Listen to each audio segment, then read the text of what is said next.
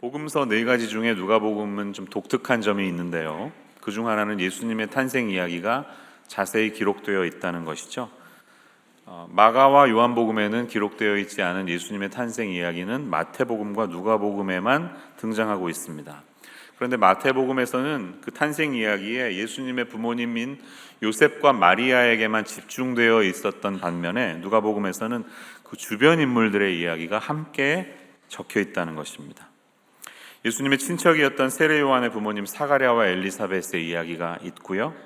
1장에 있고, 또 예수님의 탄생 이후에 아기를 데리고 성전에 가실 때 만났던 늙은 선지자인 시므온과 안나라고 하는 분의 이야기도 2장에 기록되어 있습니다.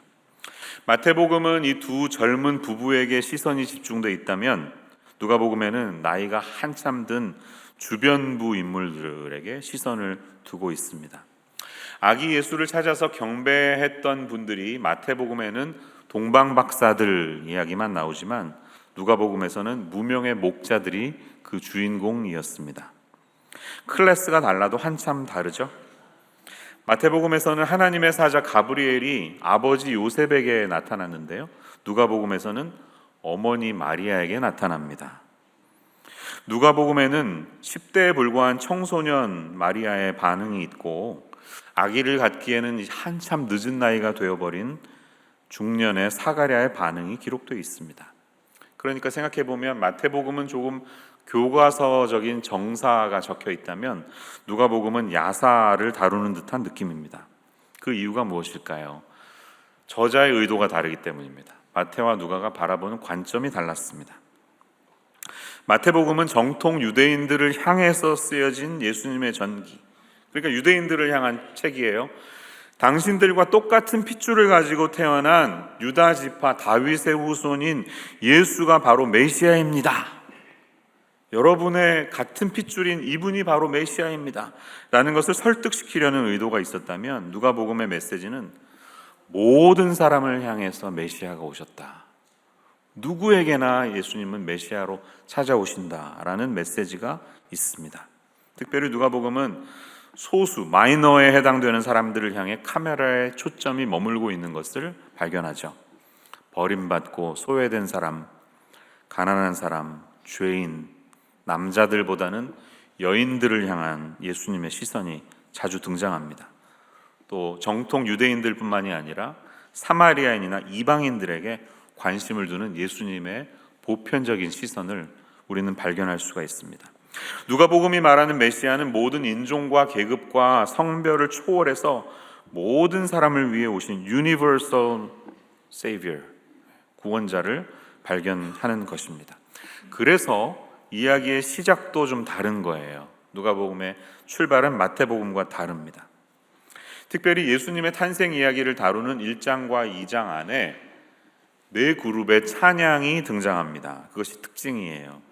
찬양이 어디에 등장할까요? 첫 번째는 어머니 마리아의 찬양이 1장 46절에서 55절에 등장합니다. 마리아가 이르되 내 영혼이 주를 찬양하며 My soul magnifies the Lord. 자, 이 찬양과 기도가 나중에 라틴어로 쓰였는데 라틴어 머리 글자를 따서 기도문으로 남겨져 있습니다. 그래서 My soul magnifies, Magnificat라는 찬양이 우리에게 남겨져 있어요. 두 번째는 우리가 읽은 오늘 본문에 등장하는 사가랴의 찬양이에요. 사가랴는 Blessed be the Lord, 찬송하리로다 이렇게 시작하거든요. 그래서 Blessed, Benedictus 이렇게 이름되어 있습니다. 세 번째는 천군 천사들의 찬양이 누가복음 2장 14절에 등장하죠. 지극히 높은 곳에서는 하나님께 영광이요, Glory to God in the highest, Gloria in excelsis Deo, 많이 들어보셨죠? 그래서 유명한 송영으로 남겨져 있고요. 마지막 시므온의 고백이 2장 맨 뒤에 나오는데요. 그는 이렇게 2장 29절에서 Lord, now you are letting your servant depart in peace. Let me go 이런 뜻이에요. 그래서 Nunc dimittis, now let me go 이렇게 기도문으로 남겨져 있고, 많은 작곡가들이 이것을 음악으로 기록해서 예배 음악에 사용되든지 또 많은 클래식 앨범들이 있는 것을 우리는 보고 있습니다. 찬양이 있는 거예요. 누가복음에 찬양이 있어요. 근데 어떤 찬양일까요? 천사들을 제외한 이 세 명의 삶을 한번 기억해 보세요. 이들의 삶의 공통점이 무엇이냐 물어본다면 우리는 모두가 신실한 삶을 살았지만 쓸쓸한 삶을 살았던 사람들이라고 말할 수 있습니다. 메시아를 기다리는 이 사람들은 굉장히 신실했지만 쓸쓸한 삶을 사는 사람들이었습니다. 마리아, 큰 은총을 받았죠. 하나님의 아들을 품에 임신하게 되었으니까요. 그렇지만 사람들의 눈에는 그는 아버지를 알 수 없는 미혼모로 손가락질을 당해야 했을 것입니다.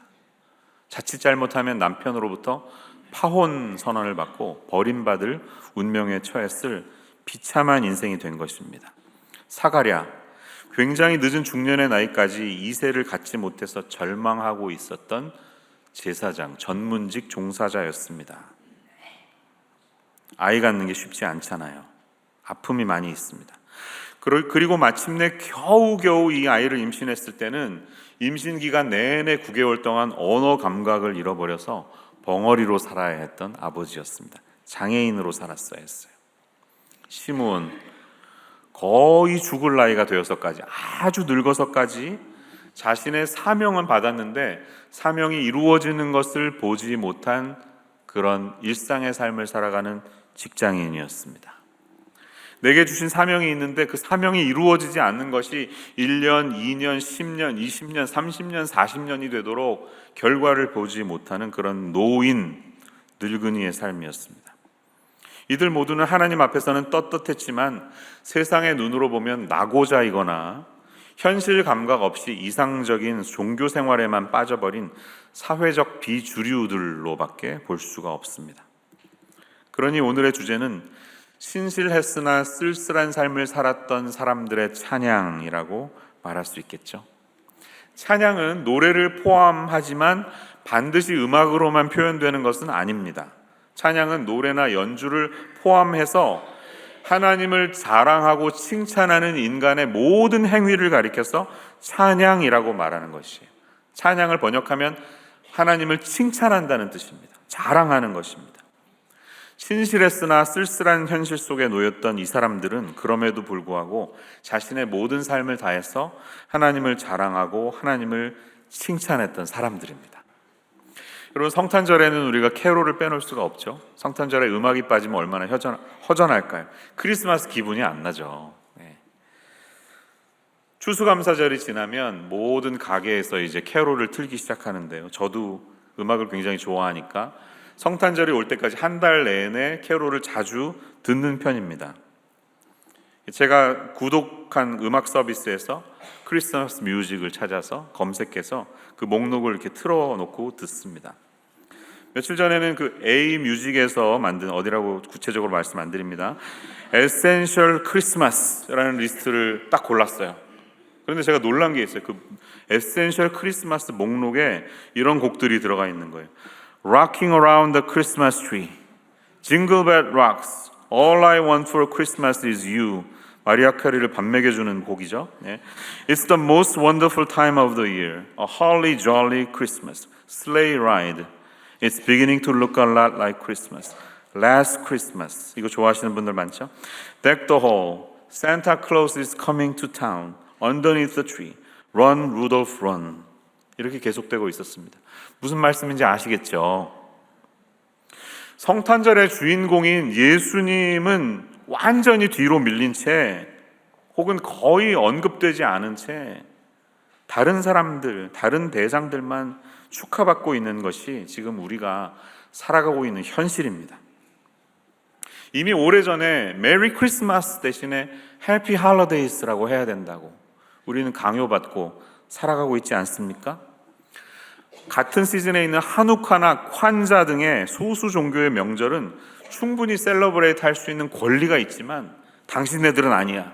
당신네들은 오랜 세월을 기득권자로서 주요 종교로서 가진 게 있기 때문에 편향적으로 할 수가 없어. 이렇게 해서 기독교는 이제 옆자리로 밀려났습니다. 기독교는 미국 사회 안에서 메이저가 아니라 오히려 마이너한 종교로 점점 취급되고 있는 형편입니다. 어느 누구의 탓을 할 것도 아니에요.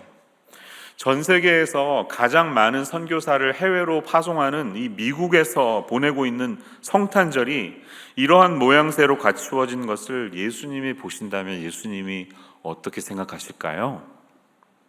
저는 오늘 말씀을 준비하면서 그런 질문 속에서 고민을 해보았습니다.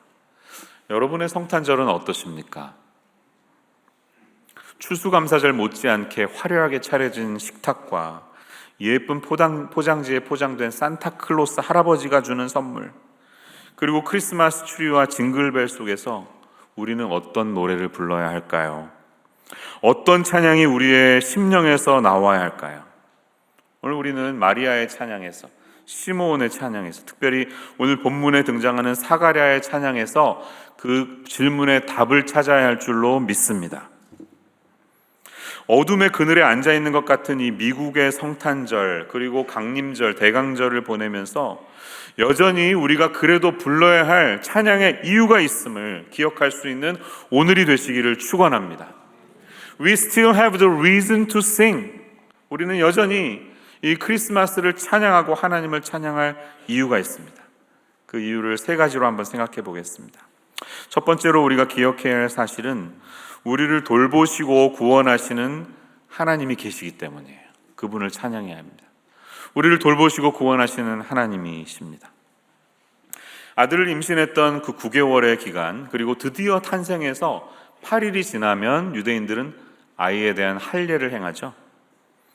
그때까지 말문이 막혀 있었던 사가랴는 이제 드디어 아들이 할례 받으러 갈 시간이 되자 그 서판을 좀 줘봐 하면서 His name is John, 얘 이름을 요한이라고 하십시오 라고 적었을 때 갑자기 그의 입이 활짝 열려서 다시 말할 수 있게 되었습니다. 아들의 임신기간 동안에 남편이 근무하다가, 분양하다가, 일하다가 갑자기 사고처럼 벙어리가 됐을 때 부인 입장에서는 얼마나 답답했을까요? 여러분 혹시 강제로 말을 하지 못했던 기간이 있으십니까? 침묵수도원이 가끔씩 있어요. 저도 하루 들어가 본 적이 있었는데요. 원래는 이틀 이상 있으려고 했는데 하루 만에 나왔습니다. 트래피스트 수도원이라고 있는데 너무 힘들더라고요. 말하지 않는 게. 말을 잘할 수 있는데 하지 않는 것이 고통스러울 수 있습니다. 그 사람도 제사장이었기 때문에 얼마나 유창한 말을 했을까요? 근데 그 답답했었던 그 사람이 9개월 8일 만에 다시 말을 했었을 때, 말을 할 수 있었을 때 여러분 같으면 무슨 말을 하시겠습니까? 아이고 그동안 내가 얼마나 답답했는지 알아요 여보? 막 이러면서 자기가 얼마나 답답했는지 자기 아내에게 막 이제 이 회포를 풀지 않겠습니까? 아니면 이 태어난 아들을 보면서 아이고 이 잘생긴 아들이 드디어 태어나서 너무나 행복하고 감사하네, 뭐 이런 얘기를 하지 않았을까요? 그런 말을 기대했을 텐데, 그런데 그의 입술에서 나온 찬양은 자기 자신의 상황을 한탄하거나 너무나 귀하게 태어난 아들에 대한 칭찬이 아니었습니다. 1장 68절을 보시면 찬송하리로다 주 이스라엘의 하나님이여 그 백성을 돌보사 속량하시며, 이렇게 시작하고 있습니다. 9개월의 침묵 끝에 태어난, 그리고 그 아들을 보면서 그가 마침내 얻은 발언 기회에 그는 하나님을 찬양하는 것으로 시작했다는 것이에요. 그 무건 수행 기간 동안에 그 마음속의 초점은 오직 하나님을 향해 있었다는 것을 우리가 알 수가 있는 것이죠. 그가 고백하는 하나님은 어떤 분이시라고요? 돌보시고 속량하시는 분이십니다. 하나님은 우리를 돌보시고 속량, 구출해내시는 분이십니다. 여기에 등장하는 돌보다라는 동사는 정확한 의미는 다시 찾아온다라는 뜻이에요. 제가 가진 영어 성경에는 He has visited, 이렇게 visit이라는 동사를 쓰고 있습니다. 돌본다는 것은 다시 찾아온다는, 방문하다라는 뜻이에요. 여러분, 그가 고백하는 하나님은 반드시 우리에게 다시 찾아오는 분이시다, 이렇게 요약되었습니다. 여러분에게 하나님은 어떤 분이십니까? 나를 잊지 않고 다시 나에게 찾아오시고 돌아보실 분이다 라고 고백하실 수가 있나요? 창세기 50장 25절에 보면 요셉이 죽기 전에 사람들에게 이렇게 말합니다. 요셉이 또 이스라엘 자손에게 맹세시켜 이르기를 하나님이 반드시 당신들을 돌보시리니 당신들은 여기서 내 해골을 메고 올라가겠다 하였더라. 이 돌보시리라는 동사가 같은 뜻이에요. 하나님이 다시 찾아오시겠다고 그는 확신 가운데 있습니다. 비록 자기는 이집트에 묻혀서 죽겠죠. 국무총리였으니까 국립묘지에 묻히겠죠. 화려하게 장례식이 있겠죠. 하지만 그게 중요한 게 아니라 다시 반드시 하나님이 여러분들을 찾아오실 때가 있는데, 그때가 되면 반드시 내 무덤을 파서 내 해골을 가지고 함께 떠나달라, 출애굽을 말하는 것이죠. 그 부탁을 하고 있는 확신이 그에게 있었습니다. 다시 오신다는 것. 출애굽기 3장 16절 말씀에 보면 모세에게 하나님이 이렇게 말씀하시는 것을 봅니다. 너는 가서 이스라엘의 장로들을 모으고 그들에게 이르기를 여호와 너희 조상의 하나님 곧 아브라함과 이삭과 야곱의 하나님이 내게 나타나 이르시되 내가 너희를 뭐라고 돼 있어요? 돌보아 너희가 애굽에서 당한 일을 확실히 보았노라. 내가 너희에게 다시 찾아와서 너희를 보고 있고 다시 그 가운데 함께 하겠다, 이렇게 말씀하시는 것입니다. 할렐루야. 하나님이 우리에게 다시 찾아오시고 방문하시는 이유는 무엇입니까? 그것은 우리를 구원하시고 세상을 심판하시기 위하심입니다. 하나님의 구원은 우리에게 반드시 임할 것이고 그분의 정해진 시간에 우리 하나님의 구원받은 자녀들을 속량하시고 구원해내실 줄로 믿습니다. 세상이 굉장히 어두워 보이죠, 지금. 교회의 권세가 굉장히 줄어드는 것 같이 보입니다. 한국과 미국, 전 세계가 남미나 아프리카를 빼고요, 기독교가 점점 위축되어 가고 있는 느낌이에요. 그렇지만 잊지 마세요. 어두워질수록 반드시 새벽은 옵니다. 다시 태양은 반드시 떠오르게 되어 있습니다. 구원하시는 하나님은 우리를 잊지 않고 다시 우리에게 찾아오실 것입니다. 그리고 이미 예수님을 보내주시면서 그것을 증명해 주셨어요. 보통 전통적인 교회에 가면 대강절을 맞이하면서 촛불을 하나씩 켜옵니다. 4개의 촛불이 있고요, 가운데 성탄의 초가 있어요. 오늘은 대강절의 첫 번째 주일인데 교회력으로 보면 한 해의 첫 번째 선데이, This is first Sunday of the year. 교회력의 첫 번째 주일입니다. 촛불을 하나씩 매주 켜면서 성탄절을 갈망하면서 기다리는 거예요. 촛불이 점점 밝아진다는 것은 무엇을 의미할까요? 지금 굉장히 어둡지만 어둠 속에서 빛이신 예수님이 다시 오신다, 이 메시지죠. 그러면서 우리 삶이 새로운 한 해가 오듯이 다시 시작할 수 있는 것을, 우리에게 찾아오시는 하나님을 맞이할 기회가 아직도 우리에게 있다는 것을 우리는 알고 있기 때문에 이 소망을 가지고 주님 앞에 예배할 수 있는 사실입니다. 그래서 이 대강절 첫 번째 주일의 주제는 hope, 소망인 것이에요. 사가랴의 입술에서 터진 그 고백이 저와 여러분의 삶 속에서도 머물 수 있는 오늘 하루가 되시기를 주님의 이름으로 축원합니다. 하나님은 우리를 돌보시고 찾아오시고 속량하시는 하나님이신 줄 믿습니다. 두 번째로 우리가 기억해야 될 사실은요, 오랜 약속을 이행하시는 하나님이시기에 그분을 찬양해야 한다는 것입니다. 하나님은 오래된 약속을 반드시 지키시는 분이세요. 사가랴는 72절에서 조상 아브라함을 통해서 주셨던 하나님의 언약을 기억하고 있습니다. 곧 우리 조상 아브라함에게 하신 맹세라. 어떤 약속? 72절. 우리 조상을 긍휼히 여기시며 그 거룩한 언약을 기억하셨으니 라고 말합니다. 하나님의 그 구원은 오랫동안 예언되었던 약속의 성취인 것입니다. 갑자기 즉흥적으로 생각해서 내가 그럼 이렇게 하지 하는 게 아니라 아주 오랜 시간 동안, 적어도 예수님이 오시기 2000년 전에,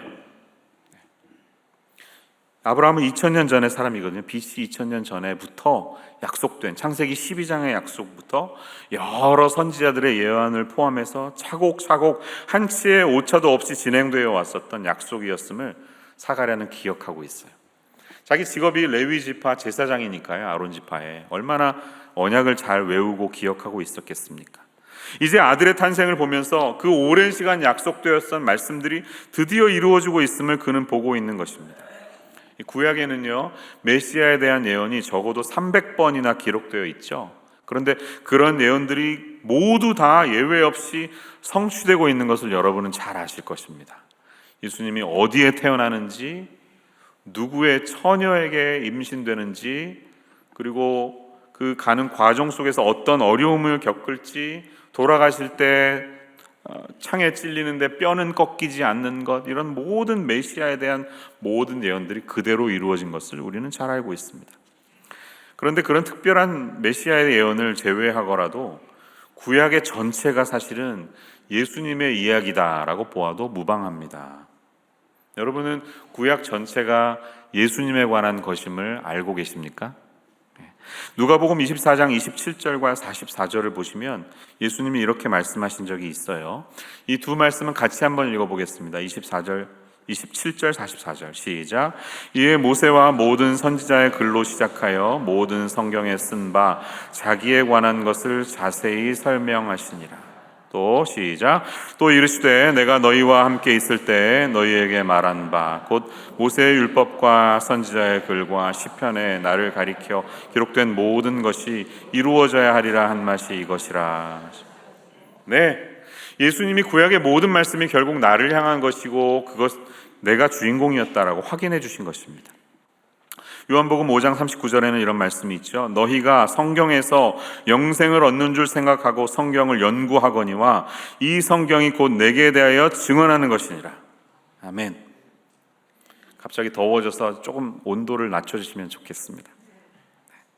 여러분, 성경은 이 구원이 이미 창세 전에 하나님의 경륜 안에서 계획되었고 모세와 여러 선지자들을 통해서 예언되었고 마침내 예수님의 오심을 통해서 성취되었다고 말하고 있습니다. 너무나 주도 면밀한 하나님의 오랜 세월 동안의 그랜드 플랜, 거룩한 계획이었기에 그 계획은 견고하고 확실한 것이며 그분이 하신 약속은 우리 눈에 볼 때는 굉장히 더디 걸리는 것처럼 보이지만 반드시 이루어지기 때문에 이 말씀을 붙들고 기대하면서 사는 사람들은 결코 망하지 않음을 우리는 알아야 하는 줄로 믿습니다. 하나님의 말씀은 헛되이 나가는 게 없습니다. 다 그분이 선포하신 말씀과 예언들은 온전히 다 이루어지는 줄로 믿습니다. 그래서 이사야서 55장 11절은 이렇게 증거해요. 내 입에서 나가는 말도 이와 같이 헛되이 내게로 되돌아오지 아니하고, 하나님의 말씀이에요. 나의 기뻐하는 뜻을 이루며 내가 보낸 일에 형통함이니라. 여러분, 말씀 묵상하시고 품고 살아가시면 굉장히 오래 걸리고 이루어지지 않는 것 같지만 언젠가 반드시 하나님이 그 일을 이루시는 줄을 믿습니다. 15년, 20년이 지났는데 그래서 그 청년 시절에 나에게 그런 상황을 허락하셨구나, 내가 그런 직장을 다녔던 것이구나, 이런 어려운 시간을 보냈거나 우리가 경험할 수 있는 것은 우리를 향한 하나님의 약속은 절대로 흐트러짐이 없다는 사실이 있기 때문인 줄로 믿으십시오. 하박국 2장 3절은 우리에게 이렇게 말씀합니다. 하나님이 하박국 선지자에게 말씀했던 거예요. 이 말씀도 같이 읽어보겠습니다. 시작. 이 묵시는 정한 때가 있나니 그 종말이 속히 이르겠고 결코 거짓되지 아니하리라. 비록 더딜지라도 기다리라. 지체되지 않고 반드시 응하니라. 아멘. 비록 더딜지라도 어떻게 하라고요? 기다리라. 더딜지라도 기다리셔야 됩니다. 하나님의 약속에는 흐트러짐이 없습니다. 그리고 그분의 약속은 1.1획도 결코 없어지지 않고 다 이루어지는 줄로 믿습니다. 더디 걸리는 것 같았지만 마침내 약속하신 메시아를 이 땅에 보내주신 하나님의 신실하심을 기억하며 찬양의 노래를 부를 수 있는 저와 여러분의 삶이 되시기를 축원합니다. 세 번째 우리가 기억해야 될 사실은 이거예요. 주께서 이루신 구원의 결과를 기억하며 하나님을 찬양해야 한다는 것입니다. 주님께서 우리의 삶의 과거와 현재와 미래에 이루어 주시고 약속하신 결과가 있어요. 그 결과를 기억하면서 떠올리면서 찬양해야 합니다. 오늘 본문의 75절까지는 주로 과거형으로 동사들이 기록되어 있어요. 왜냐하면 이스라엘 민족을 통해 일하신 하나님을 추억했기 때문에 과거형이죠. 하지만 76절부터는 미래형으로 변화하고 있습니다. 그런데 사가랴가 떠올리는 이 현실 속에 메시아이신 예수님은 아직 태어나지 않았습니다. 알고 계시죠? 세례 요한이 6개월 먼저 태어났어요. 형님이에요. 그러니까 태어난 자기 아들을 보면서 이제 곧 태어나실 메시아 예수님을 그는 묵상하면서, 그렇지만 마치 그분이 우리 가운데 이미 임하신 것처럼 그리고 태어나지 않은 메시아가 이미 내 삶 속에서 일하시는 것을 기억하면서 그분이 사가랴의 찬양의 대상이 되는 것을 우리는 보고 있는 것입니다. 진정한 찬양은 과거의 내 삶 가운데 일하셨던 하나님을 기억하는 것으로 끝나지 않습니다. 과거뿐만 아니라 나의 현재와 미래에도 구원자로 계신 메시아 예수님을 떠올리는 것으로 우리의 찬양은 완성되어야 할 줄로 믿어요. 그래서 이야기의 초점이 과거에 이스라엘에 개입하셨던 하나님으로부터 이제는 현재와 미래에 행하실 하나님의 행동으로 옮겨져 가고 있는 것입니다. 그리고 그 중심에는 이제 낳은 지 8일이 된 자신의 아들 요한이 그 중심에 있습니다. 이 아들의 할례식을 앞두고 그는 다시 한번 기억하는 거예요. 내 아들이 어떤 사명을 가지고 이 세상을 살아야 할지, 무엇을 위해 이 땅에 태어났는지 아버지는 잊지 않고 있습니다. 그래서 76절에 보면 아버지가 아들에게 이렇게 고백하고 있죠. 이 아이여, 내가 지극히 높으신 이의 선지자라. 일컬음을 받고 주 앞에 앞서가서 그 길을 준비하여 주의 백성에게 그 죄 사함으로 말미암는 구원을 알게 하리니 라고 말합니다. 아버지는 잊지 않고 있습니다. 너의 사명은 무엇이라고요? 선지자라는 겁니다. 선지자, prophet. 여러분 생각해 보십시오. 지금까지 이 시간까지 400년 동안 선지자가 없었습니다.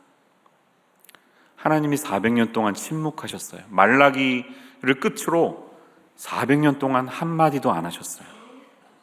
하나님의 침묵. 그런데 그 침묵이 드디어 깨지면서 하나님이 아들의 탄생을 통해 다시 말씀하시기 시작하셨구나. 그 큰 깨달음이 그에게 찾아온 것입니다. 그래서 어쩌면 나의 실수 때문이지만 이 9개월 8일 동안이나 되는 기간 동안 한마디 말을 못하도록 내 입을 주님이 닫으셨구나. 이 침묵의 고통이 얼마나 큰지를 경험할 수 있도록. 400년의 침묵을 기다려왔던 이스라엘 민족에게 이제 메시아가 태어났는데 내 삶을 통해 9개월의 무건 수행을 통해서 이것이 얼마나 소중한 일인지 나에게 깨닫게 하셨구나. 그는 그것을 경험한 것입니다. 그리고 찬양으로 자기 아들을 축복하고 있습니다. 선지자인 아들이 할 일은 무엇이라고요? 그 백성에게 그 죄사함으로 말미암는 구원을 알리는 일이 너의 사명이다. 이렇게 말하고 있습니다. 참된 구원은 우리가 잘 먹고 잘 사는 것이 아닙니다. 잊지 마세요. 더 연봉이 올라가고 건강보험이 좋아지고 하는 게 진정한 구원이 아닙니다. 이스라엘 민족들에게는 민족의 해방이 구원인 것처럼 생각했지만 아니라고 사가랴는 말하는 것이, 이스라엘의 구원은 그들이 자신의 죄로부터 해방되는 것이 진정한 구원입니다. 저와 여러분은 우리에게 이 죄사함의 권세를 주시기 위해서 이 땅에 오신 메시아 예수님, 그리고 그분을 보내신 하나님의 은혜를 잊지 않고 찬양하는 사람으로 항상 살아야 할 줄로 믿습니다. 우리의 구원은 죄로부터의 구원입니다. 성탄절 선물과 크리스마스 트리 뒤에 감추어진 인간의 연약함과 죄성을 보시는 하나님을 잊지 마십시오. 우리를 이끌어 가시는 구원은 하나님의 긍휼하심이 있었기 때문에 우리가 나아가고 있습니다. 78절과 79절 말씀을 보세요. 이는 우리 하나님의 긍휼로 인함이라. 이로써 돋는 해가 위로부터 우리에게 임하여 어둠과 죽음의 그늘에 앉은 자에게 비치고 라고 말을 하고 있습니다. 여러분, 우리가 구원받았던 이유는 전적으로 하나님의 긍휼 때문이었습니다. 그분의 자비하심으로 우리를 보아주셨기 때문이에요. 로마서 12장 1절 잘 알고 계시죠? 여러분이 좋아하는 말씀입니다. 말씀은 이렇게 말합니다. 그러므로 형제들아, 내가 하나님의 모든 자비하심으로 너희를 권하노니 너희 몸을 하나님이 기뻐하시는 거룩한 산 제물로 드리라. 12장은 1장부터 11장까지 선포되었던 복음의 정수, 복음의 핵심 메시지를 다 이제 요약하고 적용을 어떻게 할 것인가에 대한 출발이었어요. 12장부터 16장은 로마서의 적용 부분인데 1장에서 11장을 바울 사도는 하나님의 모든 자비하심으로 요약하고 있습니다. 영어 성경에 보면 그것이 복수로 기록되어 있어요. By the mercies of God. 1장부터 11장 전체를 지금 그가 선포했지만 이 모든 내용을 떠올려 보니까 하나님이 우리를 봐주시고 용서해 주시고 덮어주시고 긍휼을 베풀어 주시지 않았다면 우리가 예배자로 살 수 없습니다 라고 그는 분명히 기억하고 있는 것입니다. 여러분, 이 하나님의 자비하심을 감사하면서 예배의 자리에 나아갈 수 있는 우리의 삶이 되어야 할 줄로 믿습니다. 한 가지 더는 어둠 속에 있는 우리를 주님이 빛으로 찾아와 주셨다는 사실이에요. 이로써 돋는 해가 위로부터 우리에게 임하여 어둠과 죽음의 그늘에 앉은 자에게 비치고 우리 발을 평강의 길로 인도하시리로다 하면서 그는 찬양을 마무리하고 있습니다. 그러면 예수님이 자신을 빛이라고 말씀하셨죠? 알고 계시죠? 8장 12절 나는 세상의 빛이니 나를 따르는 자는 어둠에 다니지 아니하고 생명의 빛을 얻으리라, 이 말씀이 있습니다. 여러분, 우리는 마치 동굴에 있다가 빛으로 나온 사람과도 같습니다. 동굴에 있으면 처음에는 어색하고 아픈 것도 안 보이니까 불편하죠. 그런데 하루 이틀 지나면 동굴 생활도 익숙해진답니다. 이 눈이 기가 막힌 존재라 그 어둠에 또 적응이 돼서 보이기 시작한다는 거예요. 그런데 그런 사람을 빛으로 확 꺼집어내면 어떻게 될까요? 아이고 너무 아이고 이러고 견딜 수가 없죠. 어둠에 있는 자는 그런 것이에요. 자기가 어둠 속에 있었다는 사실을 몰랐어요. 근데 사실 빛 가운데로 드러날 때 이렇게 자연적인 채광을 통해 볼 수 있는 세상이 이토록 아름답구나 하는 것을 모르죠. 그렇게 예수님이 빛으로 우리에게 다가오셨다고 오늘 말씀은 증거하고 있는 것입니다. 여러분, 대강절에 촛불을 하나하나 킨다고 제가 말씀드렸는데 우리의 마음속에 혹시 주님이 찾아오시지 않았으면 하는 동굴 같은 마음이 있습니까? 그렇다면 그 마음을 여시는 이 대강절의 시간이 되시기를 바랍니다. 빛으로 찾아오시는 주님 앞에 반응하시는 이 대강절이 되시기를 바랍니다. 빛이 우리에게 왔을 때 어두움은 함께 공존할 수가 없습니다. 빛이 오면 빛의 사람으로 살아야 하는 것이에요. 그래서 요한일서 1장 5절 6절은 우리에게 말합니다. 우리가 그에게서 듣고 너희에게 전하는 소식은 이것이니 곧 하나님은 빛이시라. 그에게는 어둠이 조금도 없으시다는 것이니라. 만일 우리가 하나님과 사귐이 있다고 하고 어둠에 행하면 거짓말을 하고 진리를 행하지 아니함이거니와 라는 말씀을 기억하십시오. 크리스찬 사기꾼, 크리스찬 마피아, 이런 말은 존재하지 않죠. 빛과 어두움은 공존할 수 없습니다. 빛이신 예수님이 우리에게 오시면 우리는 빛의 자녀로 살아야 합니다. 대강절은 빛이신 예수님을 기다리고 그분이 내 어둠 속에서 빛으로 다가오시는 것을 기다리는 시간입니다. 마리아와 사가랴와 시므온 이 세 사람의 찬양을 유심히 생각해 보면 모두 다 자신의 삶이 새로운 시작점에 서 있다는 사실을 깨닫고 깜짝 놀랐습니다. 절망 속에서 어떻게 살아가야 될지 주저하는 삶이었지만 주님이 찾아오셨을 때 나에게도 희망이 있구나, 나에게도 새로운 출발이 있구나 라는 사실을 기꺼이 그들은 받아들였다는 말이에요. 그래서 자신의 삶 속에 약속의 하나님이 임재하셨음을 기꺼이 감사하면서 하나님을 찬양하는 노래를 이들은 부르고 있는 것입니다. 하나님이 나에게 신선한 소망을 주셨고 새로운 출발을 주셨고 새로운 한 해를 다시 시작하게 하셨다. 그래서 대강절의 첫 번째 촛불을 켜면서 이 어둠 속에 있는 내 삶이 빛으로 나아갈 수 있기를 소망한다. 그런 고백이 저와 여러분에게도 있는 오늘 하루가 되어야 할 줄로 믿습니다. 기독교가 점점 힘을 잃어가는 것 같은 미국의 상황을 보면 우리는 쉽게 우울해지고 쓸쓸한 마음을 가질 수 있습니다. 하지만 그래도 찬양을 부르는 것을 그치지 마시기를 바랍니다. 산타클로스와 크리스마스 트리와 징글벨 슬레이 라이드가 가득 차 있는 이 성탄절 속에서도 곧 오소서 임마누엘 메시아를 찬양해야 되는 사명이 저와 여러분에게 있음을 기억하면서 여전히 어둠 속에서도 우리의 목소리를 힘차게 주님 앞에 높여드리며 찬양할 수 있는 우리의 삶이 되시기를 주님의 이름으로 간절히 축원합니다. 함께 기도하겠습니다. 우리를 구원하신 주님 감사, 모든 것 주심 감사, 지난 추억이네 감사, 내 곁에 계신 주님의 은혜를 찬양합니다. 향기로운 봄철에 감사, 외로운 가을날 감사, 사라진 눈물도 감사, 나의 영혼 평안해. 비록 우리의 삶이 힘든 겨울의 시간을 지나가더라도 겨울이 지나면 다시 봄이 오듯이, 깊은 밤이 지나면 다시 태양이 떠오르듯이 빛이신 주님께서 우리에게 다시 찾아오신다는 이 소망의 메시지를 붙들며 절망 속에서도 여전히 소망 가운데 주님을 찬양할 수 있는 우리의 삶이 되게 하여 주옵소서. 예수님의 이름으로 기도합니다.